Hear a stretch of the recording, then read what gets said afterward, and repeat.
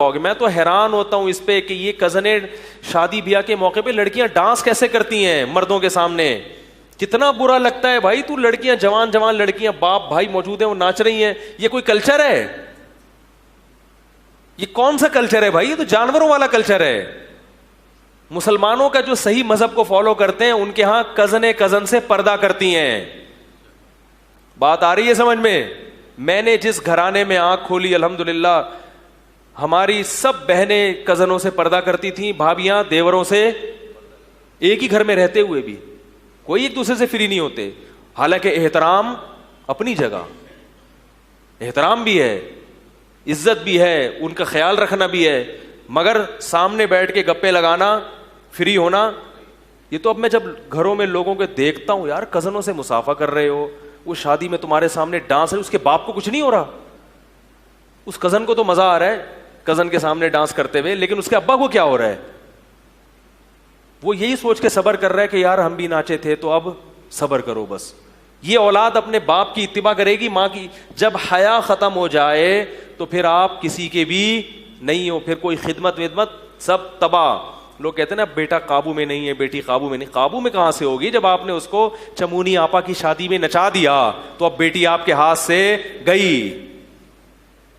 وہ تو شرم و حیا ہوتی ہے جب ابا سامنے آئے تو سر پہ چادر لے لے. اس قسم کی بیٹیاں ہوتی ہیں جو ابا کو کیا سمجھتی ہیں؟ ابا. جب آپ نے اس کو نچا دیا شادی میں تو اب آپ کہو کہ بیٹی میری بات سنتی کیوں نہیں ہے؟ نہیں سنے گی, کیونکہ اس میں جو ایک حیا تھی وہ اس اتنا کانفیڈینس آپ نے اس کے اندر پیدا کر دیا, بولڈ بنا دیا کہ اب وہ آپ کی آنکھوں میں آنکھیں ڈال کے بات کرے گی. جب تک آپ اسے روٹی کھلاؤ گے کھائے گی. جس دن آپ کی غربت کی وجہ سے روٹی کا ناغہ ہو گیا تو وہ آپ کی آنکھوں میں آنکھیں ڈال کے کہے گی کہ جب کھلا نہیں سکتے تھے تو پیدا کیوں کیا. بات آ رہی ہے سمجھ میں؟ جب کھلا نہیں سکتے تھے تو پیدا کیوں کیا. اور اگر تربیت ہوگی تو کہے گی کوئی بات نہیں ابا, ساری زندگی آپ نے کھلایا ہے, آج اگر ایک روٹی کا ناغہ ہو گیا کوئی نہیں. سلیمان علیہ الصلوۃ والسلام کا ایک واقعہ کتابوں میں لکھا ہے, لقمان علیہ السلام کا. یہ کسی کے غلام تھے تو ان کا مالک ان پہ بہت سخاوت کرتا تھا.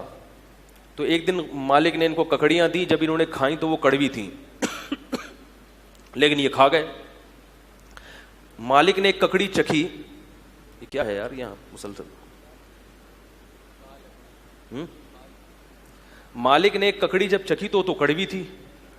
تو اس نے کہا لقمان علیہ السلام سے کہ تم یہ کڑوی ککڑی کیسے کھا گئے؟ کہتا ہے ساری زندگی آپ نے میٹھی ککڑیاں کھلائی ہیں, آج جب منہ میں کڑوی گئی تو مجھے شرم آئی یہ کہتے ہوئے کہ یہ کیا ہے کڑوی. میں نے کہا کھا لو بس. یہ شکر گزار لوگ ہوتے ہیں, شکر گزار اولادیں ہوتی ہیں. اور آپ کو جو بول فلم جو آئی تھی نا اس کے ڈائلاگ وہ کیا سکھا رہے ہیں آپ کو؟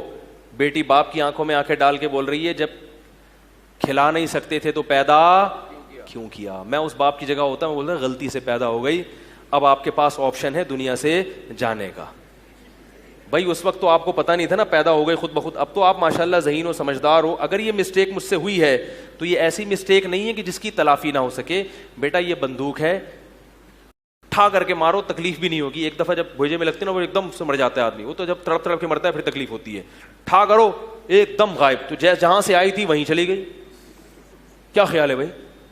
ایک جواب تو میں اس کو یہ دیتا کہ بھائی یہ مسٹیک ایسی ہے جو مجھ سے ہوئی لیکن اب اس کی تلافی ہو سکتی ہے.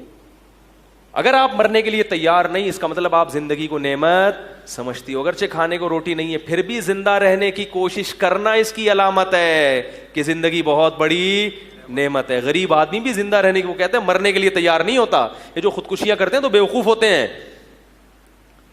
یہ تو وقتی طور پر جذبات کا شکار ہوتے ہیں, ورنہ جب تبھی جو خودکشی کرتے ہوئے بچ جائے نا وہ دوبارہ کوشش نہیں کرتا. حقیقت ہے, وہ ویسے ہی ٹھیک تھا بھائی. میں نے کئی کیسز اس طرح کے سنے ہیں اور دیکھے بھی ہیں کہ خود میں بچ گئے تو ویسے ہی ٹھیک ہے, اچھا ہوا نہیں مرے. وہ تو جذبات میں آ تو پاگل ہو جاتا ہے نا. تو پہلا جواب میں اس کو یہ دیتا کہ بھائی یہ مسٹیک مجھ سے ہو گئی کہ میری تنخواہ کم تھی اور بیٹا آپ پیدا ہو گئی ہیں, تو اب یہ اس کی تلافی ہو سکتی ہے. ٹھا کر کے ختم کر دیں اپنے آپ کو.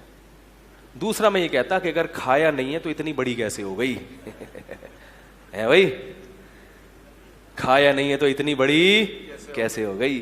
تیسرا میں یہ کہتا کہ بیٹا آپ کو صرف ضرورت کا نہیں ملا, ضرورت سے زیادہ ملا ہے, کیونکہ جس کو ضرورت کے نوالے ملتے ہیں وہ اتنی باتیں نہیں کرتا. یہ تو جب بہت زیادہ پیٹ بھرا ہوا ہوتا ہے نا, بہت طبیعت سے کھایا ہوتا ہے, پھر باپ کی آنکھوں میں آنکھیں ڈال کے اس قسم کے تانے دیے جاتے ہیں.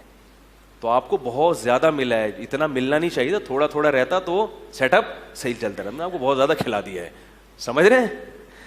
تو اس لیے بول فلم جنہوں نے بنائی ہے نا, ان سے کہیں کہ مجھ سے ذرا دوبارہ رابطہ کریں, ٹھیک ہے نا. لیکن یہ کبھی بھی نہیں کریں گے, کیونکہ ان کو ایک میسج دیا گیا ہے کہ اسی میسج کو لوگوں میں پھیلانا ہے. یہ قوم کو سیدھا راستہ نہیں دکھاتے, ان کو چینل کو ایک ہدف دیا جاتا ہے کہ بھائی یہ سیدھا ہے, غلط ہے, اس ہدف کو آپ نے اچیو کرنا ہے, بس اس ہدف تک پہنچنا ہے. اسی حساب سے ڈرامے بنانے, اسی حساب سے, کیونکہ نسل روکنی ہے. اب اس کے لیبل مختلف قسم کے لگائے جائیں گے, تو یہ مقصد آپ کی خیر خواہی نہیں ہوتی ہے, سمجھ رہے ہو؟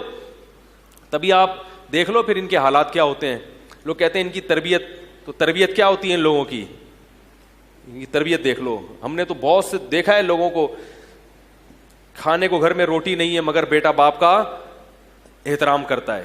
اور بڑے بڑے مالداروں کے گھروں میں دیکھا ہے, باپ نے پوری دنیا کی دولت نشاور کر دی بیٹے پر, مگر بیٹا باپ کو باپ ماننے کے لیے تیار نہیں ہے, وہ شکر کرنے کے لیے تیار نہیں ہے, جنازہ پڑھنے کے لیے تیار نہیں ہے. ایسے بھی کیسز آئے ہیں, ٹائم نہیں ہے, ابا کا جنازہ پڑھا ہوا ہے, میرے پاس ٹائم نہیں ہے, جا رہا ہوں میں. اس طرح بھی کیسز آ رہے ہیں سامنے. تو یہ تو انتہا ہے, لیکن جاؤ اسی طرف رہے ہیں.